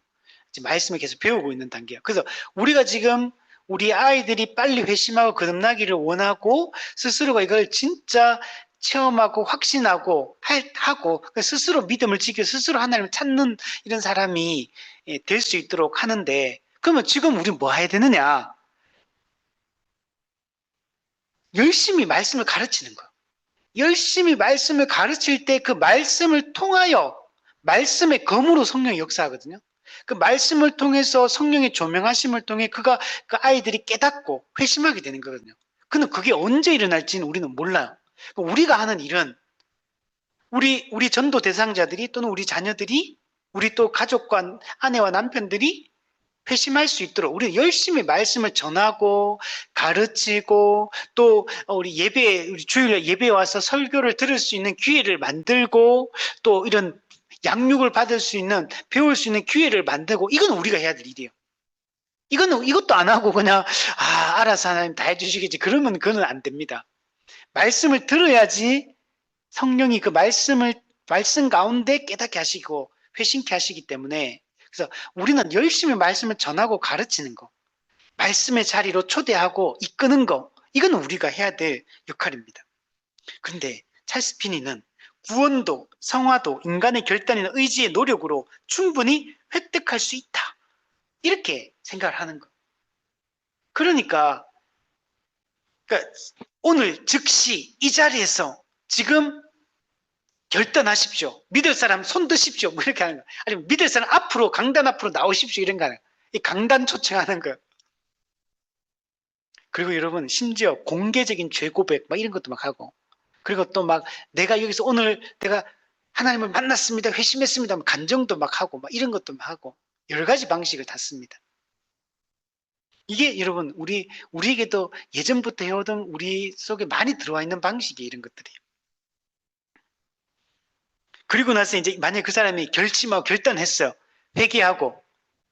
그러면 그 사람, 그 뭐라고 하냐. 오늘 이 사람이 예수님을 영접하고 회심했습니다라고 선언하는 거예요.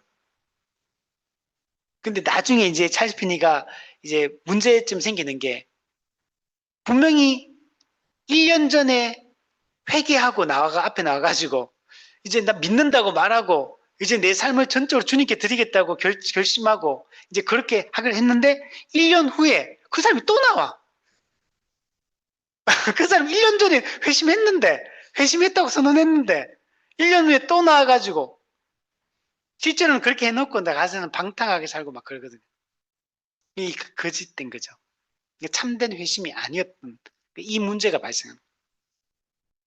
자, 밑에 보면 성령님의 주도적인 역사를 간구하는 것이 아니라 부흥을 위해 적절한 인위적 수단을 사용할 수 있다는 이 부흥주의를 주장했다. 부흥주의가 뭐냐? 부흥을 어떻게 하느냐? 1차 대각성 운동 때는 성령의 주도적이고 주권적인 역사에서 부흥이 일어난다. 그러면 이 부흥에 있어서 사람이 관여할 수 있냐? 없어요. 그냥 우리는 단지 그냥 말씀을 배우고 듣고 그 들은 말씀에 따라서 회개하고 그냥 하나님의 은혜의 역사가 일어나기를 우리는 기다리고 소원하고 갈망하고, 그냥 우리가 하는 건 그거야. 근데 그게 언제 일어날지는 모르는 거예요, 그게. 근데 여기서는 그게 아니고, 그런 부흥이, 대부흥이 일어날 인위적 수단을 마련하는 겁니다. 이게 부흥주의라는 거. 그러니까 인간의 인위적인 방법에 의해서 부흥은 일어날 수 있다고 보는 거. 인간이 이 새로운 방법들, 새로운 수단들을 잘 활용하고, 즉 말하니까 부흥이 일어날 수 있는 조건을 마련하라는 거. 부흥이 일어날 수 있는 준비를 하라는 것. 그는 성령이 하는 게 아니고 사람이 하는 거라는 거. 그래서 이런 걸 우리는 부흥주의라고 말하는 거예요. 그래서 찰스 피니는 우리가 비판하는 게 바로 이 지점인 거. 부흥주의. 이걸 우리는 받아들일 수 없어. 기술, 프로그램, 여러 가지 어떤 그런 사람의 심리를 압박하는 방식이에요, 이게 전부. 그리고 좀 약간 어떻게 보면 좀 약간 분위기에 휩쓸리기도 하고, 또 약간 충동적이고 좀 흥분한 상태에서 어떤 결단하는 이런 방식이에요. 예전에 제가 군대 제대하고 하나님 만나고 당시에 그 성교 한국이라는 이제 그 성교 집회가 있거든요. 거기 제가 한번 이제 참석을 했는데, 거기 가서 그때 한 6천 명? 한 8천 명 이 정도 모였어요. 근데 엄청 많이 일주일 내도록 했거든요. 그래 하는데, 그래 막 그 다 선교사님 와서 말씀 전하고 막 선교에 대해서 막 강조하고 막 그러니까, 나중에 세계 선교를 위해서 헌신할 사람들 손들고 이렇게 다짐하자, 헌신하자, 막 이런 거 막 하거든요. 그래 막 그 자리에서 일어나십시오. 저도 얼떨결에 일어나가지고 제가 평생은 선교로 못 나갈 것 같고, 제 평생에 1년은 제가 해외 가서 복음을 전하겠습니다. 그때 제가 일어섰거든요. 지금 안 갔거든. 아직까지. 안 갔는데, 그 약간 충동적인 그 분위기인 거예요, 그거. 그래서 계속 그런 얘기 듣고, 주변 사람들 보고, 막 계속 하다 보니까, 그런 얘기 나누고, 계속 그러다 보니까, 우리, 당시 한국교회가 막 선교 열풍이 분 적이 있었거든요. 그때, 막 각 전국 막 선교단체들이 얼마나 많이 늘었는지 몰라. 그때 막 웬만한 교회 다니는 좀 믿음 있는 사람들 다 뭐 뭔가 헌신했어요, 그때. 근데 이게 약간 분위기에 휩쓸리는 거예요, 사실은. 근데 정신 차리고 보니까 내가 나갈 전혀 마음도 안 생기고 준비도 안 돼 있고 그 실제로 또 나가지도 않고 이렇게 되는 거죠. 그러니까 이런 게 되게 분위기 휩쓸리는 게 요소가 많습니다. 그래서 밑에 보면 부흥은 전적으로 자연의 힘을 올바로 사용하는 데 있다. 야, 이건가? 자연의 힘. 인간이 어떻게 하느냐에 따라서 부흥이 일어날 수도 있고 안 일어날 수도 있다는 거. 인간의 이 인위적 수단들을 얼마나 적절하게 사용해서 하느냐에 따라 달려있다. 그래서 이 찰스 피니가 쓴 책 중에 부흥에 관한 강의, 여기 보면 회중의 주의를 집중시키고 어떻게 하면 사람들을 마음을 이렇게 탁 모아가지고 회심을 유발시킬 수 있을까? 회심을 유발하는 방법을 구체적으로 설명합니다. 그리고 또 뒤면 잘 수립된 계획과 홍보. 만약에 이런 거예요. 이렇게 만약 어떤 이런 찰스 피니가 이제 강사로 오는 집회를 연다. 대중 집회를 열어요. 수많은 사람들이 모이거든요. 그러면 만약에 10월 1일 날 그걸 한다. 그러면 몇 달 전부터 홍보, 광고 막 돌리는 거야. 아, 우리 찰스 피니가 온다. 우리 이때 이런 거 한다. 그러면서 막 하는데 그때 막 어떻게 하냐면 그 홍보하고 이렇게 막 계획을 짜려 어떻게 하면 사람들을 오게 만들까? 어떻게 하면 또 와가지고 어떻게 하면 이 분위기에 이게 막 이렇게 따라올 수 있을까? 회심이 일어나게 할 수 있을까? 그러면서 그때 막 홍보할 때도 옛날에 뭐 하냐면 북치고 우리 한국도 그랬거든요. 옛날에 우리 부흥회 하면요. 막 북치면서 동네 다니면서 막 부흥회 한다는 거 알리고 막 그랬거든요. 우리 한국도. 이거 여기서 따라한 거. 여기서도 할 때 막 북치면서 붕둥둥 그러면서 홍보하고 이런 방식을 취하는 거. 감정을 또 유도하기 위한 인위적 방법. 여기서 많이 사용되는 게 음악입니다. 그래서 이때부터 음악이 많이 사용돼요. 우리 다음 주에 보게 될 D.L. 무디. D.L. 무디는 항상 뭐 하냐면 아이라 생키라고 있거든요. 이 사람은 찬양 사역자입니다. 항상 이 사람은 생키를 데리고 다녀요. 그러니까 D.L. 무디가 동일한 이 대중 집회 방식으로 이렇게 하거든요. 구두 수성공 하다가 이제 했는데 이 사람도 음악을 활용해가 사람들의 마음을 이렇게 감정적으로 이렇게 동요시키는 이 방식을 항상 씁니다. 근데 이것만 쓰는 게 아니고 다양한 방법을 써요. 밑에 보시면 목사에게 또 뭐라고 요구하냐? 변호사와 배우의 역할을 요구합니다. 변호사의 역할을 요구하는 건 뭐냐? 논리적이어야 된다는 거. 사람들에게 설득력 있게 논리적으로 이게 해야지 사람들 설득할 거잖아요. 그리고 배우의 역할. 배우는 뭐요? 배우는 다양한 이렇게 어떤 감정과 다양한 모습과 이런 거 있잖아요. 그러니까 목사가 그냥 배우 같은 끼가 있어야 된다는 거야. 그래야지 사람들에게 웃기기도 하고 울리기도 하고 진지하게 만들기도 하고 감정에 호소하기도 하고 어떤 사람의 마음을 동요시켜야 되니까 이걸 하는 거예요. 그래서 목사에게 변호사와 배우의 역할, 목사는 목사 역할을 하면 되는데 원래는. 근데 여기는 전혀 다르게 요구하는 겁니다. 그리고 아까 말했지만 구어체를 사용해라. 그러니까 이게 설교를 할 때 저는 약간 문어체 같은데 약간 정말 일상의 대화하듯이 말하듯이 그냥 사람과 그냥 일상적 대화를 하듯이 설교를 하는 왜 이런 게 사람들에게 먹히거든. 사람들의 마음을 열고 하는 거기 때문에 또 그 밑에 보시면 이 모든 걸 다 뭐라고 표현하냐면 새로운 수단들이라고 하는 거예요. 새로운 수단, 새로운 방법들. 그래서 찰스 피니 인터넷 검색해 보면 항상 이게 나와요. 새로운 방법들, 새로운 수단들. 이게 전부 다 인위적인 방법이에요.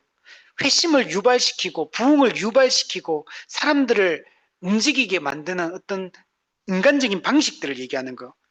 또 이거 보세요. 여성 도우미들을 세워서 참석자들 옆에서 결단을 권유하도록 조직적으로 동원한다. 자, 예를 들면 집회에 불신자가 왔어. 그 사람 그죠? 아주 그죠? 이게 구도 있을 거 아니에요. 남들은 막 찬양하고 기도하고 막 방언하고 막 난리가 날 텐데. 근데 이 사람은 처음 왔는데 완전히 너무 어색하고 뭔가 하라, 뭐 결단하라 고 하는데 뭘 어떻게 하는지 몰라. 분위기에 좀 이게 어색하잖아요. 처음 오면. 근데 여기 여성 도우미들 옆에 착 앉아가지고 옆에서 말도 걸고 이렇게 하면서 그 사람에게 이 사람도 말씀을 듣고 반응할 수 있도록 뭔가 유도해 나가는 거. 그래서 옆에 찬양할 때도 일부러 이 사람 옆에 탁 붙어가지고 찬양 크게 하면서 박수도 치고 찬양도 하고 그리고 막 이렇게 할 때 막 옆에서 막 회개해라. 당신 회개하면 하나님이 은혜를 주시고 구원받게 해주신다. 믿으십시오. 막 이러면서 옆에서 이렇게 막 독려하는 거야. 독려하고 또는 격려하고 그래서 막 사람들이 막 여기 반응할 수 있도록 우리 원래 이거 있잖아 이런 사람들 그죠? 그냥 혼자 가만히 있는 것보다 누가 와가지고 예쁜 여자가 이렇게 왜 여성 도움을 했을까요? 이게 부드러우니까 그런 거거든요. 사람들의 마음을 열 때 남자들이 막 오면 좀 긴장이 되고 좀 방언 태세가 될 텐데 그죠? 약간 이런 의도가 있는 거예요 이게. 그래서 여성들이 더 이제 또 신앙적 적극적인 측면도 있고 또 더 사람들에게 남녀 누구에게 어린아이에게 누구에게도 약간 거부 반응이 안 들잖아요 보통.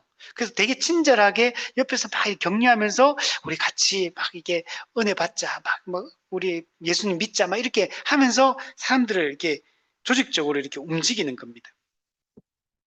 그러니까 이게 일종의 좀 약간 되게 인위적인 거잖아요 이게 그죠?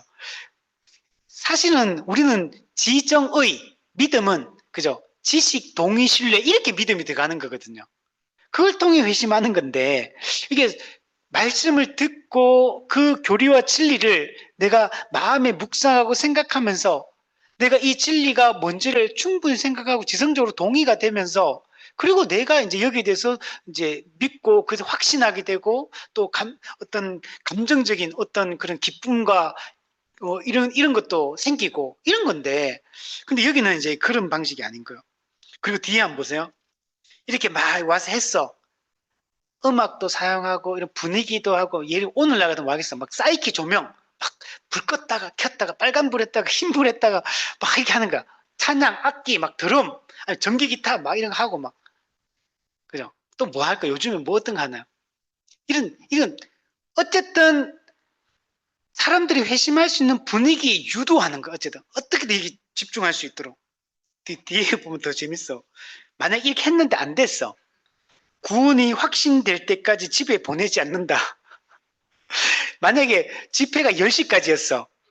12시까지 연장. 그래도 회심을 안 했어. 결단을 안 해. 그래도 생뚱 아직도 그래. 그러면 이제 새벽 2시. 그래도 안 돼. 그러면 오늘 집에 갔다가 일주일 연장, 2주일 연장 이런 식으로 하는 거야. 그래서 집회를 막 며칠씩 막 연장합니다. 그 이게 이 사람들이 막 이렇게 하면요 심리적으로 되게 막 쫓기게 되거든요. 이게 뭔가 잘못됐다고 생각하지 않겠지만 뭔가 강하게 분위기에 압도되고 옆에 있는 사람들이 하는 거 이런 것에 분위기에 압박을 받게 됩니다.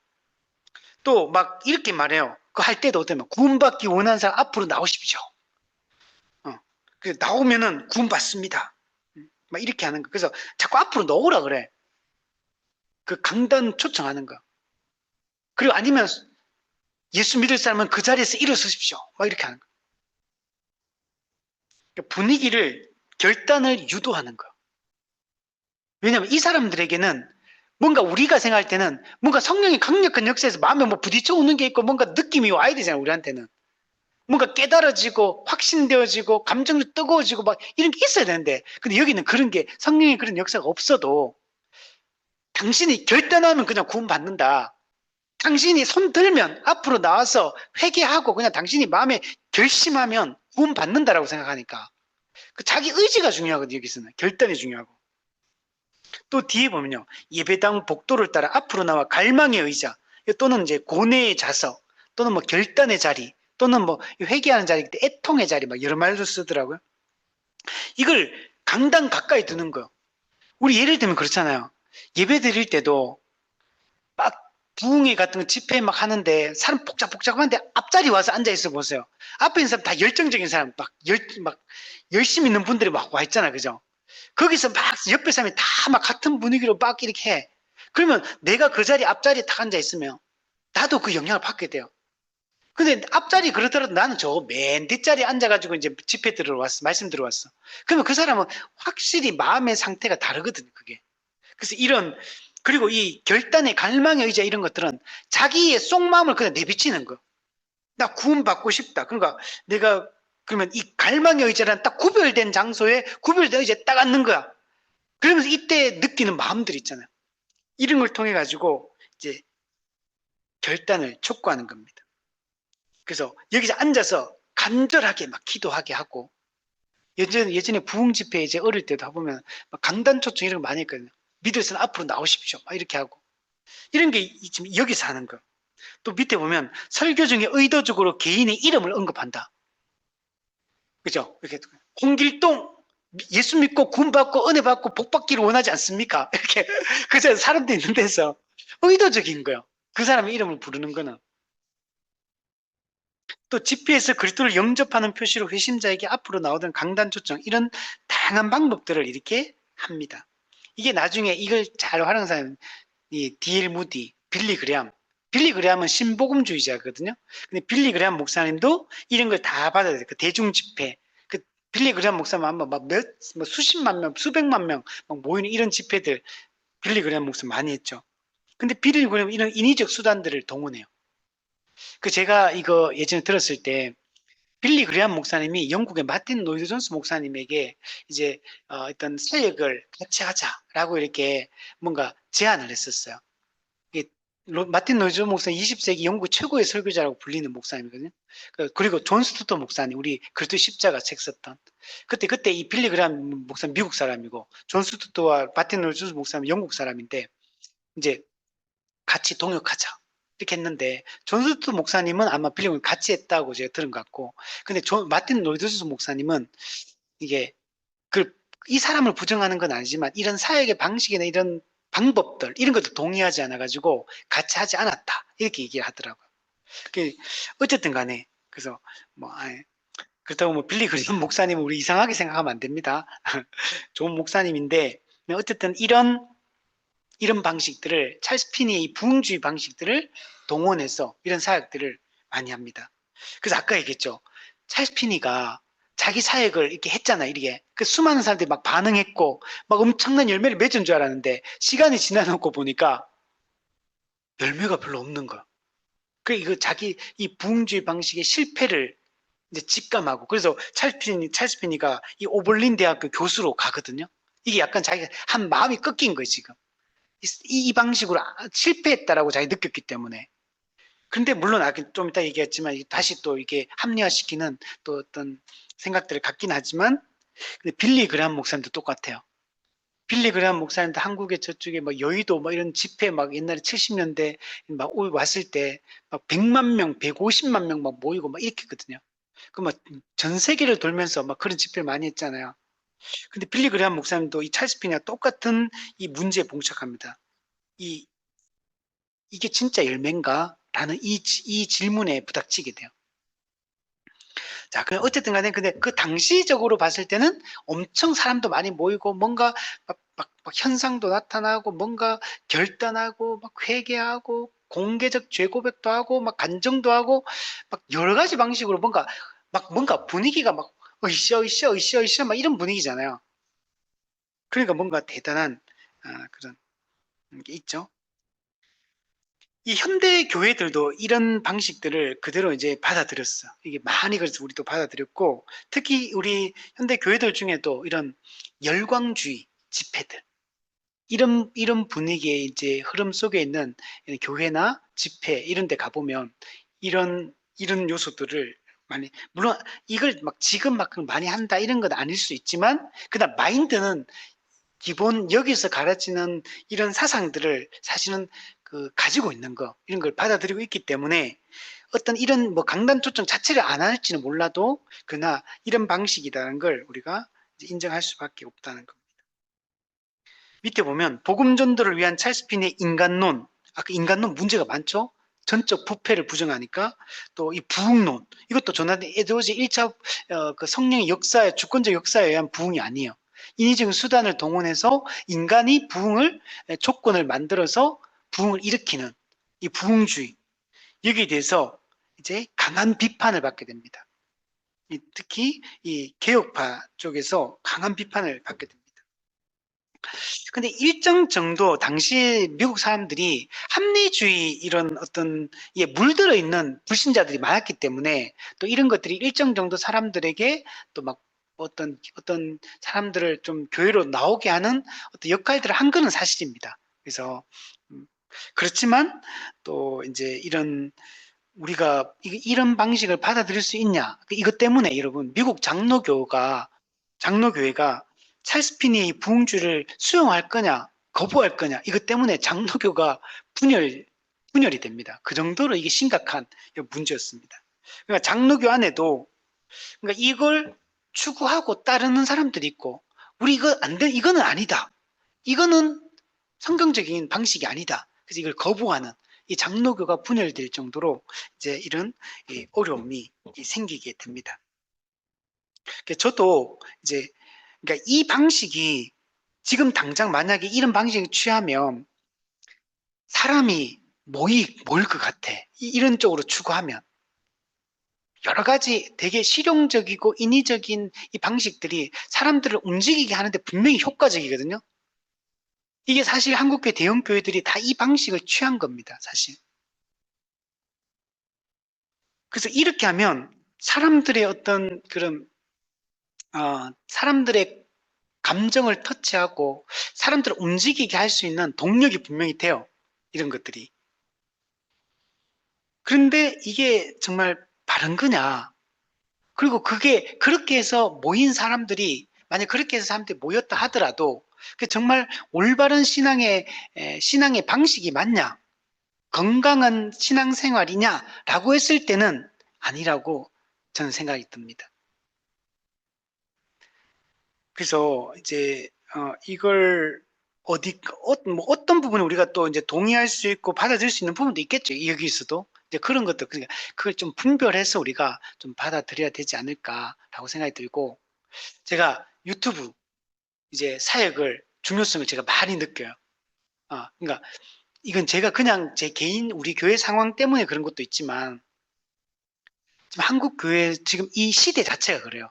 그 제가 오늘도 어떤 우리 동역하는 목사님이 우리 목사님 단톡방에다가 온라인 사역에 대한 이걸 연구하는 분들이 있는 모양, 이 어떤 모임 같은 게 있더라고요. 그래서 자기가 거기에 가입을 해서 이제 온라인 사역의 중요성 이런 거 어떻게 우리 교회가 온라인을 통해서 이 복음 전도 사역을 해야 되고 교회를 세워가야 되느냐 이런 걸 연구하는 분들이 많이 있는 모양이에요. 그래서 저도 이제 이거 제 스스로가 많이 느껴요. 왜냐하면 복음 전도의 문이 지금 나가가지고 그냥 교회 오십시오. 뭐 전도지 나눠주고 뭐 파라솔 전도다 뭐 무슨 전도다 커피 전도다 해가지고 지금 되는 시대가 아니잖아요 지금. 물론 그것도 하긴 하겠지만 너무 거부감이 지금 심한 상황이기 때문에 그러나 그래서 아예 만날 수 있는 사람이 별로 없어요.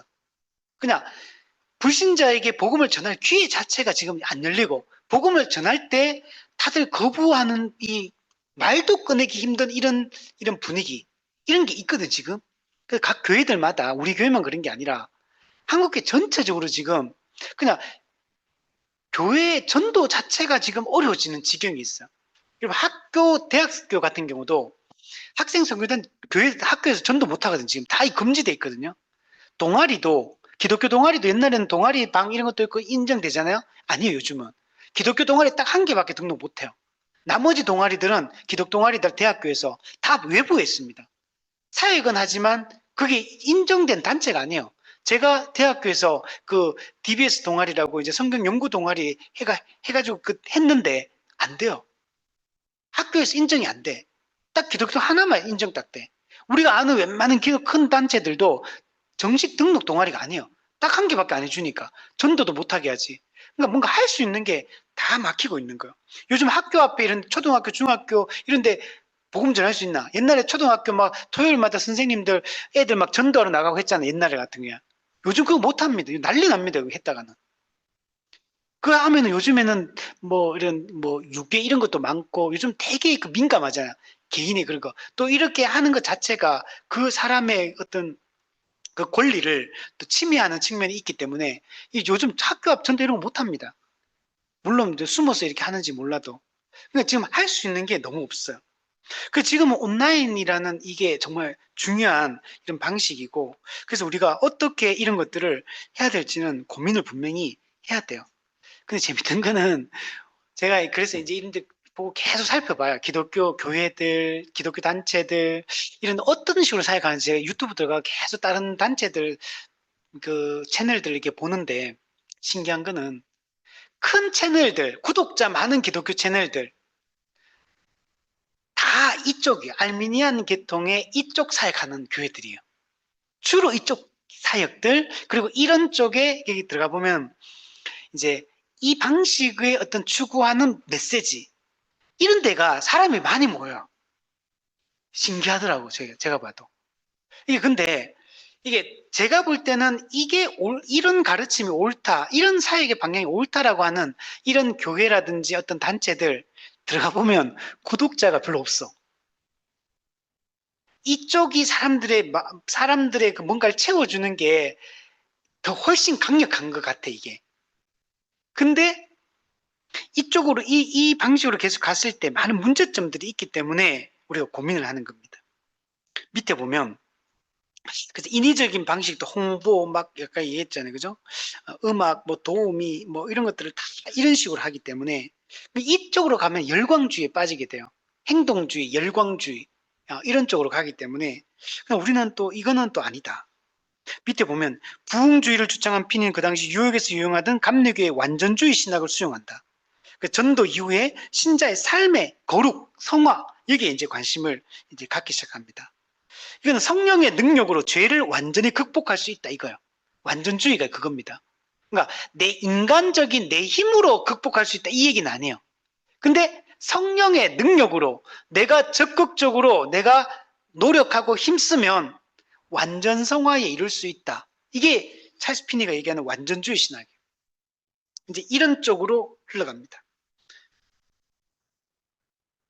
근데 이걸 얘기하는데 4번에 보면 복음 전도가 점차 실패로 드러난 후, 부흥주의 이 방식이 실패로 드러났어요. 그래서 그 오벌린 대학교 교수로 옮깁니다. 그래서 2대 학장이 되는데 이거는 그러니까 찰스 피니가 부흥주의가 실패했기 때문에 여기서 뭘까 이게 고민이 생겼던 거. 그래서 뭔가 삶의 환경을 바꾼 거예요 지금. 근데 아까 얘기했던 이게 근데 실패했던 게 피니가 느끼게 된 게 그거야. 아까 결심하고 몇 년 전에 결심하고 결단하고 다 했는데 또 좀 다시 또 나와가지고 또 회심 안 한 그 사람처럼 또 이렇게 하고 또 회심했다 했는데 거룩하게 살지 않고 너무나 방탕하게 살아가고. 근데 그러면 이런 사람이 한두 명이면 그런 사람 있을 수 있다 이런 건데 이 부흥주에서 여기 와서 막 받고 결단하고 막 했던 그 수많은 사람들이 결과적으로 이게 딱 보니까 제대로 된 믿음이 아닌 거예요. 제대로 된 회심을 한 사람들이 아닌 거예요. 그 찰스 피니도 여기서 이제 고민을 하게 되는 거죠. 그래서 이렇게 자기의 그 사역을 환경을 바꾸게 되는 겁니다. 자, 근데 이제 부흥주의 실패 후에 요한 웨슬리 이 성결교리, 완전주의 교리, 이 성화교리 이걸 만나요. 이거는 그냥 여기서 이제 찰스 피니가 자기가 했던 사역이 잘못된 게 아니다 라고 뭔가를 확신할 수 있는 근거를 마련합니다. 논리를 마련합니다. 그게 뭐냐면 그러면 그때 그 사람들이 2년, 3년 전에 그때 회개하고 예수 믿는다고 나오고 결단했던 그게 그러면 가짜냐? 이때까지는 좀 가짜같이 느껴졌던 건데 자기 입장에서는. 근데 여기서 발견한 건 뭐냐면 그 가짜가 아니다. 그때 몇 년 전에 그때 결단했던 그거 맞다. 그런데 사람이 예수님을 믿고 그렇게 즉각적으로 구원받고 그렇다 하더라도 즉각적으로 거룩해지는 건 아니다. 그러니까 예수 믿고 구원은 받았는데 아직 옛사람의 삶의 성품이 가득하기 때문에 거룩해지는 건 오래 걸린다는 거. 그러니까 그 거룩해지려면 어떻게 되냐? 세컨 블레싱. 두 번째 축복을 받아야지만 그러면 이 사람이 그때 진짜 거룩해지고 그때 어떤 완성적인 모습이 그때 나타난다. 이제 이런 주장을 하는 겁니다. 그러니까 자기의 그 부흥주의가 실패가 아니라는 논리적 어떤 근거를 마련한 거죠. 그러니까 예수 믿어도 즉각적으로 거룩해지는 건 아니다. 세컨 블레싱, 하나님의 강력한 성령의 역사에 의해서 그러면 사람이 그때 확 변한다는 거예요. 믿음으로 구원받은 건 맞다. 그런데 성령의 강력한 역사로 두 번째 축복을 받으면 이제 확 변한다, 거룩하게. 그러니까 신앙을 2단계, 2단계로 보는 거. 이 신앙을 이런 식으로 보는 사람이 많거든요.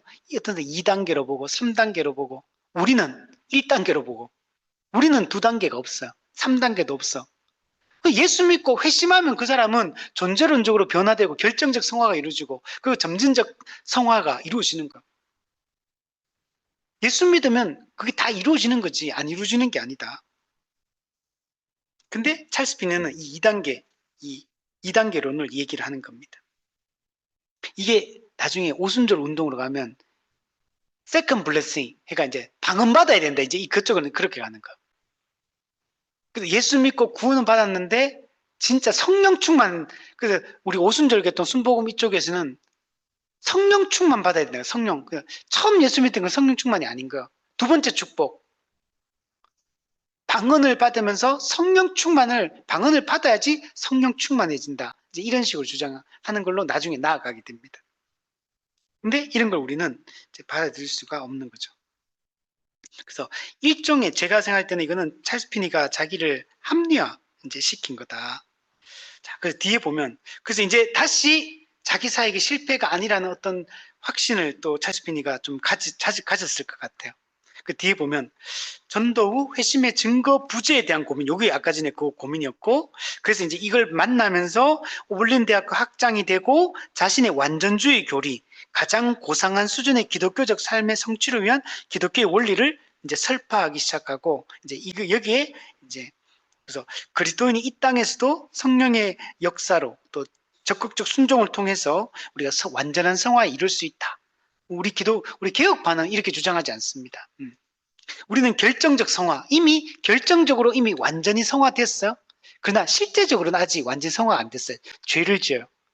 그렇지만 우리 바리새인과 서기관의 의보다 더 나아요. 우리는 예수 믿고 존재가 변했기 때문에 우리는 정말 자동적이지 않지만 필연적으로 거룩한 삶으로 드러나게 돼. 행함으로. 그 완전 성화는 예수님 재림 때 이루어진다. 우리는 이걸 우리 개혁파에서 가르치는 겁니다. 자, 결론적으로 평가. 당시 미국 사회 시대사조, 즉 인본주의, 개인주의, 서부 개척 정신과 같은 분위기와 어울리는 주장과 가르침. 그래서 수많은 사람들이 찰스 피니를 따랐다. 즉, 그러니까 찰스 피니 이런 부흥주의가 그 당시에 이렇게 큰 영향을 미칠 수 있었던 이유는 뭐냐면 당시 미국 사회가 가지고 있는 이 시대 사조가 여기 딱 맞는 거예요. 인본주의, 개인주의, 개척, 세부 개척. 그러니까 인간의 의지에 달려있잖아요. 개척이라는 게. 이런 주장과 피니의 부흥주의가 너무 잘 어울리는 방식인 거예요. 그러니까 이게 사람들은 이런 사고를 하는 사람들이니까 이런 거 딱 하니까 먹혀드는 거죠. 그래서 오늘날도 이거는 마찬가지예요. 그래서 저는 오늘 우리도 이제 많은 고민들을 해야 되겠죠. 각 교회에서. 사람이 모인다고 그게 다 잘하기 때문에, 그게 옳기 때문에, 그 진리가 있기 때문에 그런 건 아닐 수 있다. 그래서 우리는 이 올바른 교리, 올바른 가르침들을 하고 바르게 하는 게 중요합니다.